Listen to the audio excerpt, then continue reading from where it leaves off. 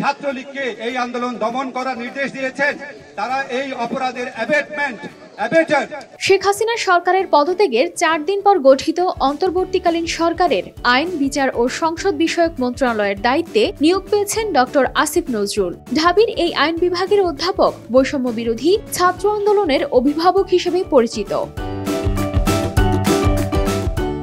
আন্দোলনের মাঠে, পত্রিকার কলাম কিংবা টকশোর টেবিলে সর্বত্রই সরব ছিলেন ডক্টর আসিফ নজরুল। শিক্ষার্থী ও সাধারণ জনতার উপর হামলা এবং গুলি চালানোর বিরুদ্ধে করেছিলেন তীব্র সমালোচনা। সামাজিক যোগাযোগ মাধ্যমে তিনি শিক্ষার্থীদের জুগিয়েছেন অনুপ্রেরণা।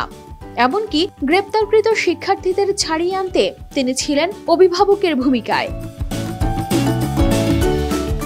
তিনি 1966 সালের 12 জানুয়ারি জন্মগ্রহণ করেন কুমিল্লার হোমনা উপজেলায়। মুক্ত চিন্তা ও আইনের শাসনের প্রবক্তা হিসেবে পরিচিত ডক্টর আসিফ নজরুল একাধারে লেখক, ঔপন্যাসিক, রাজনীতি বিশ্লেষক, সংবিধান বিশেষজ্ঞ এবং কলামিস্ট। টিভি টক শো এবং সাহসী কলামের জন্য তিনি জনপ্রিয়।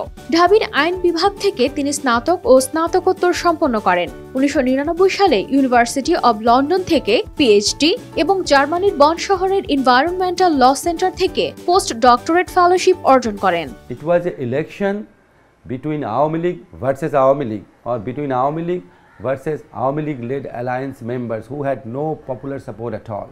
কর্মজীবনে তিনি সাপ্তাহিক পত্রিকা বিচিত্রায় কাজ করতেন।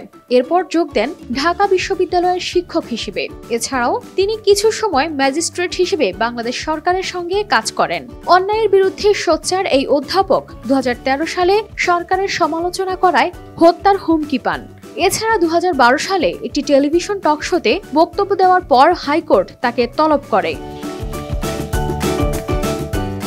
2013 সালের ডিসেম্বর মাসে ডক্টর আসিফ নজরুল বিয়ে করেন হুমায়ুন আহমেদের মেয়ে শিলা আহমেদকে। তার প্রাক্তন স্ত্রী ছিলেন অভিনেত্রী রোকেয়া প্রাচী। তাদের বৈবাহিক সম্পর্ক কয়েক বছর স্থায়ী ছিল। আসিফ নজরুলের লেখা গ্রন্থগুলোর মধ্যে উল্লেখযোগ্য হল যুদ্ধাপরাধীর বিচার, জাহানারা ইমামের চিঠি, আওয়ামী লীগের শাসনকাল এবং সংবিধান বিতর্ক, 1972, গণপরিষদের রাষ্ট্রভাবনা। কানিস ফাতেমা শিমু, RTV।